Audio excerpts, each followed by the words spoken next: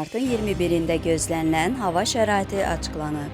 Qafqaz-Info Milli Hidrometeorologiya Xidmətinə istinadən xəbər verir ki, Bakıda və Abşeron yarımadasında hava şəraitinin bəzi yerlərdə arabir yağıntılı olacağı, gündüz əsasən yağmursuz keçəcəyi gözlənilir.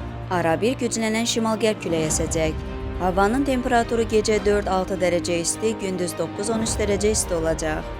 Atmosfer təzyiqi 767 mm civə sütunu olacaq. Nisbi rütubət 70-80% olacaq.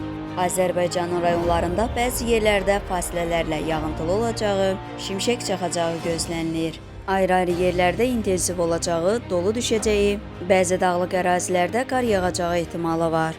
Gecə və səhər bəzi yerlərdə arabir duman olacaq. Qərb küləyi bəzi yerlərdə arabir güclənəcək.